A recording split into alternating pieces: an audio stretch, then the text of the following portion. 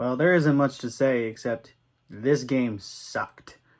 And we laid a big egg and let Texas win this one. So, with that all said, here's a review. Hey, what's up, everybody? It's Drew, better known as RockChuck01, and today, yesterday, whenever you're watching this, the one-seeded Kansas Jayhawks returned once again to Kansas City, Missouri to take on the number 2 seed Texas Longhorns in the Big 12 championship game, and Texas thumped us by a final score of 76-56. Yeah, this still hasn't settled in for the most part, but with the win, Texas claimed their second conference tournament title in the last 3 seasons. I don't think they have claimed a regular season title yet since joining the Big 12, but there was a lot of things that happened in this game that if we had 2 people, I think it would have been a completely different story. Kevin McCullough was not available in this game due to back spasms, and again, Bill Self being hospitalized and basically on rest. I think if we would have had the head man there, things would have been different. Now, there was a lot of bad things, but were there some good things in this game? I don't think so, but there may be one. So with that being said, for those of you who do not know, I give positives and negatives about the game, give a player the game, and a player who needs to improve. Without further ado, let's do it. Only one positive came out of this game, and it was a nitpick positive. As you can tell that this game absolutely stunk like manure, as the only positive was that KU won the fast break point total 7-4, which makes 0 sense after how many times Texas went on runs of their own. I don't know how they only had 4 fast break points. I mean, yay, I guess, but this was totally outweighed by negatives. So, yeah, with that being said, that was my only positive. Negatives. KU shooting performance sucked compared to Texas, as KU shot 41% from the field, 24% from 3, and 67% from the free throw line, while Texas shot an impressive 50% from the field, 24% from 3, and 83% from the free throw line. We couldn't score, and we couldn't defend. Simple as that. I mean, there was multiple times where we just let Texas just blow by us and make easy stinking layups. And this was the team that could do all those things and beat us. And they killed us because of it. I mean, I just don't understand that the shots that they were getting, it was like they were missing wide open shots, but when it came to contested, everything went in. And when we had wide open shots, we missed it. Contested, we still missed it. So, yeah, not making shots and letting Texas shoot all over the place, that's a negative. Turnovers. KU lost the turnover battle, and it should have been larger.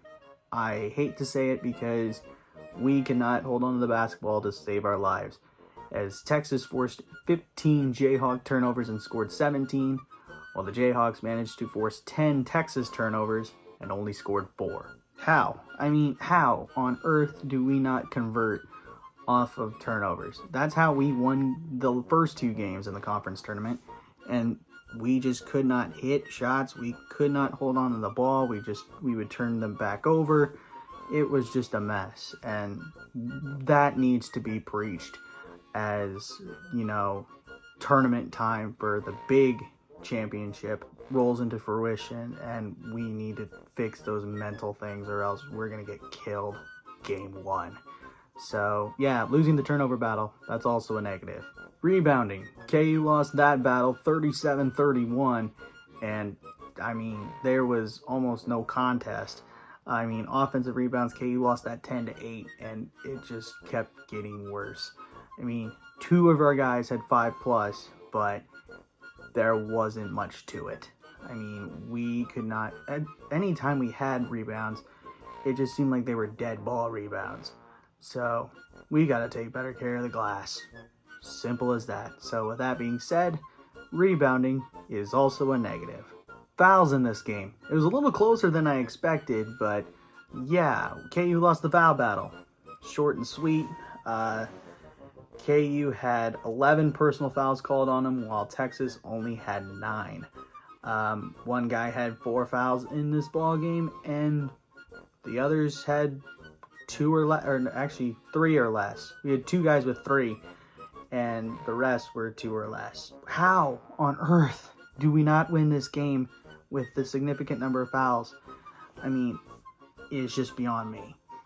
And we're not hacking as much, I will say that, but still getting more fouls than Texas, when I think Texas fouled us a few times more, but that's just me being a little bit petty. But yeah, we just got to do better defensively and not get those dumb fouls to go against us. So yeah, losing the foul battle is also a negative. And the final negatives are nitpick negatives, as KU lost the point in the paint battle 38-28. Second chance points, KU lost that 9-2. In the bench points battle, KU lost that and got creamed 20-3. We had no bench productivity, except one guy made a 3.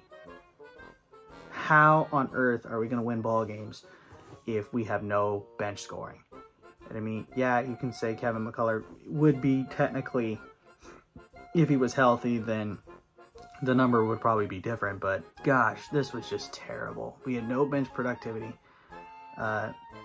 We made sure we basically winning this game was like, we need to defend the paint. Didn't do that. Need to rebound and get second chance points. Didn't do that. So yeah, a lot of things went wrong in this game, just to say the least. So with that all said, those are my negatives. Player of the game. The only guy who had a remote care in this game was Jalen Wilson. And he wasn't probably our best shooter, but he was our leading scorer. 24 points, 6 rebounds, 2 steals in 39 minutes. With 9 of 19 from the field, 2 of 5 from beyond the arc, and 4 for 4 from the free throw line. What can you say? He scored 3 straight 20-point games, and we couldn't have guys back him up. And I know I'm just harping on everybody else at this point, but this was ridiculous. The fact that we had some open shots and we couldn't convert, but Jalen could. That's how you can tell he's an All-American candidate. He should be a first-team All-American, bar none.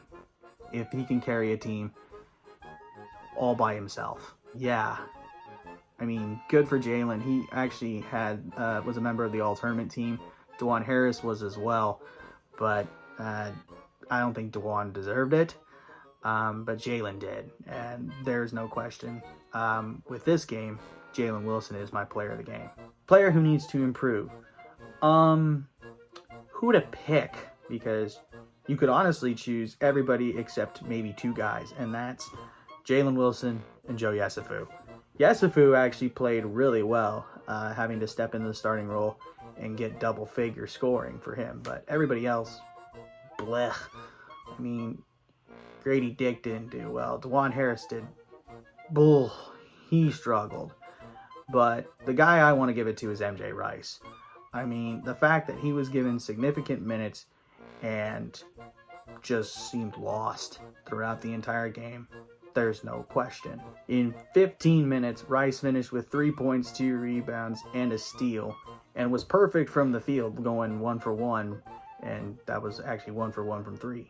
But if you look at his plus minus, it's minus 13, which, that was just bad.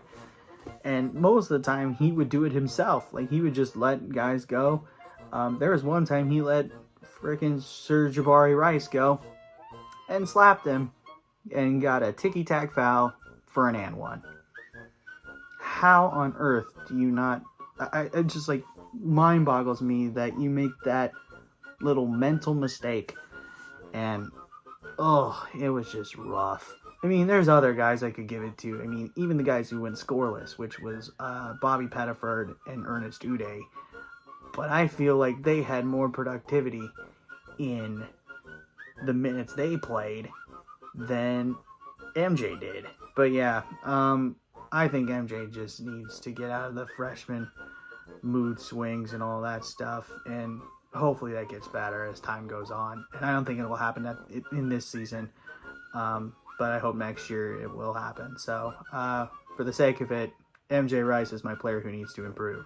And that's going to do it for my review of KU versus Texas. Again, the final score, Texas 76, Kansas 56. Don't forget to leave a like, comment, share, and subscribe, and push that notification bell. Tell your friends about these videos.